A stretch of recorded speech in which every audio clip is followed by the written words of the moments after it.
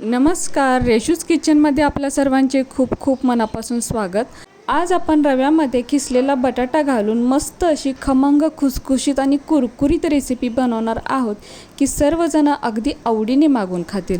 चला तर मग रेसिपीला सुरुवात करूया। तर इथे एक ताट किंवा मोठी प्लेट घ्यायची व यामध्ये आता थोडंसं म्हणजे 1 वाटी पाणी ओतायचं। यानंतर एक मीडियम साईजचा बटाटा घ्यायचा, तर बटाट्याची साल काढून टाकायची। तर एका पिलरने थोडंसं हलकं प्रेस केलं की साल अगदी पातळ निघते।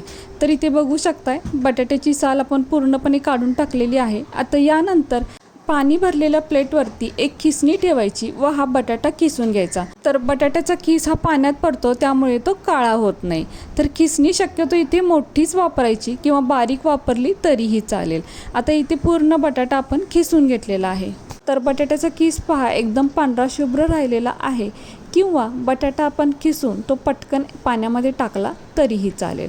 आता यानंतर गॅसवर एक कढई ठेवायची। कढई थोडी गरम झाली यामध्ये एक पळी म्हणजेच 2 चमचे तेल घालायचं। तेल थोडे गरम झाले की एक छोटा चमचा जिरे घालायचे। तर जिरे असे चांगले फुलले पाहिजे। त्यानंतर 7 ते 8 बारीक चिरलेली कढीपत्त्याची पाने टाकायची। तर कढीपत्त्याची पाने सुद्धा अशी चांगली तडतडली पाहिजेत। कढीपत्ता बारीक चिरला की तो खाल्ला जातो, अखंड पानं खाल्ली जात नाहीत। यानंतर बारीक चिरलेली कोथिंबीर सुद्धा घालायची। त्यानंतर 1 चमचा लाल तिखट सुद्धा घालायचं। लाल तिखटाऐवजी आपण इथे बारीक चिरलेल्या हिरव्या मिरच्या सुद्धा घालू शकतो।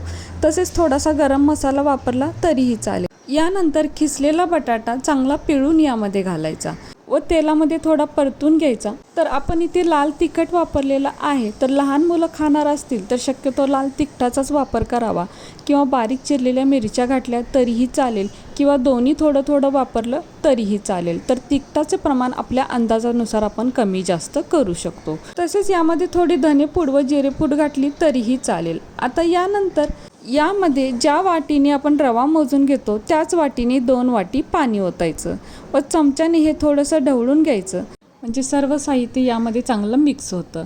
यामध्ये आपण अजून मीठ नाही घातलेलं, तर चवीपुरते म्हणजे छोटा अर्धा चमचा मीठ घालायचं व पुन्हा हे थोडंसं ढवळून घ्यायचं, म्हणजे मीठ यामध्ये चांगलं मिक्स होतं। आता यानंतर गॅसची फ्लेम मोठीच ठेवायची, म्हणजे याला पटकन उकळी येते। उकळी आल्यानंतर यामध्ये रवा टाकायचा, पण जसं आता मी व्हिडिओमध्ये दाखवत आहे एका हाताने रवा ओतायचा आणि दुसऱ्या हातातल्या चमच्याने थोडंसं ढवळून घ्यायचं, यामुळे अजिबात गुठळ्या होत नाहीत। तर बघू शकता रवा यामध्ये चांगला मिक्स झालेला आहे।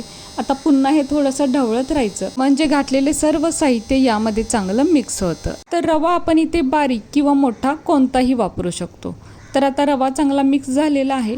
आता यावरती झाकण ठेवायचं व बारीक गॅसवर फक्त 1 मिनिट भरासाठी हे थोडंसं वाफवून घ्यायचं, कारण यामध्ये आपण बटाट्याचा किस सुद्धा घातलेला आहे। आता तोपर्यंत दुसरीकडे एका ताटामध्ये थोडंसं तेल किंवा तूप टाकायचं आणि हे सगळीकडे चांगलं पसरवून घ्यायचं, अगदी काठाला सुद्धा हे थोडंसं लावून घ्यायचं। तर आता 1 मिनिटानंतर हे झाकण काढून आपण पाहूया, तर पाहू शकताय पाणी पूर्ण कमी झालेलं आहे आणि रवा चांगला फुललेला आहे, म्हणजे रवा चांगला शिजलेला आहे। आता एका चमच्याने हे थोडंसं परतून घ्यायचं, तर पूर्वीपेक्षा हे थोडंसं घट्ट झालेलं आहे। तर आता गॅसची फ्लेम बारीकच ठेवायची आणि हे आता आपल्याला असंच परतवत राहायचंय। तर याचा चांगला गोळा बनला पाहिजे, म्हणजे कढईला सोडलं पाहिजे इथपर्यंत आपल्याला हे परतवत राहायचं आहे। तर आता बघू शकताय चांगला गोळा बनलेला आहे आणि हे कढईला सोडत सुद्धा आहे। तर आता काय करायचं, गॅस बंद करायचा व कढई खाली उतरून घेऊयात। आता यानंतर हे जे मिश्रण आहे ते तेल लावलेल्या ताटामध्ये ठेवायचं व एका चमच्याने किंवा उलथण्याने हे चांगलं पसरवून घ्यायचं। तर हे गरम असतानाच प्रोसेस करायची आहे, थंड झाल्यानंतर ते व्यवस्थित जमत नाही, म्हणून गरम असतानाच हे चांगलं आपल्याला पसरवून घ्यायचं आहे। तर आता इथे पहा मी चमच्याने पसरवून घेत आहे। यापेक्षा उलथणं किंवा वाटी वापरली तरीही चालेल, त्याने सुद्धा अगदी छानच जमतं। तर उलथण्याला थोडंसं तेल किंवा पाणी लावून जरी घेतलं तरीही चालेल आणि थोडंसं असं पसरवून घ्यायचं। तर हे पहा अगदी पटापट हे पसरलं जातं आणि वरून हे चांगलं प्लेन करून घ्यायचं आहे। तर अगदी काठापर्यंत पसरवायचं। तर बघू शकताय जसं मी व्हिडिओमध्ये दाखवते अगदी त्याप्रमाणे आपल्याला चांगलं हे प्लेन करून घ्यायचं आहे। इथे आपण वाटीचा वापर केला तरीही चालेल, वाटीने सुद्धा अगदी हे व्यवस्थित जमतं आणि पटापट सुद्धा होतं। तर आता इथे बघू शकताय मी एकदम प्लेन करून घेतलेलं आहे आणि अगदी काठापर्यंत पसरवून घेतलेलं आहे। तर असंच हे आपल्याला पसरवून घ्यायचं आहे। थोडंसं कोमट झाल्यानंतर हे आपण हाताने सुद्धा असं प्रेस करू शकतो। तर आता हे खूप गरम आहे, थंड होण्यासाठी हे आपण असंच बाजूला ठेवून देऊयात। तर आता हे थंड झालेलं आहे. आता याच्या आपण वड्या पाडून घ्यायच्या. तर ज्या आकारात आपल्याला वड्या हव्या आहेत म्हणजे डायमंड शेप किंवा चौकोन शेप त्या आकारात आपण याच्या वड्या पाडून घ्यायच्या.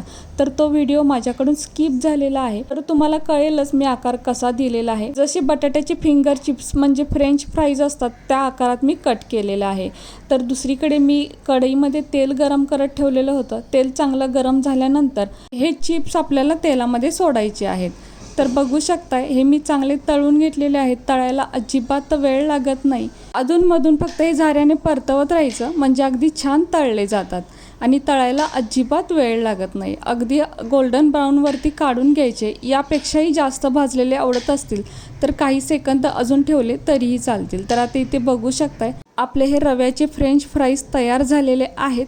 जर जास्त भाजले गेले तर आतून सुद्धा कुरकुरीत होतात किंवा अगदी गोल्डन कलरवर काढले तर वरून कुरकुरीत आणि आतून मऊ होतात. तर आवाज ऐकलात ना, याच्यावरूनच कळत असेल की किती छान असे तयार झालेले आहेत. आता एक मोडून दाखवते. तर हे पहा आतून सुद्धा अगदी मस्त तयार झालेले आहेत आणि चवीला म्हणाल तर वाव, खरंच खूपच छान लागतात.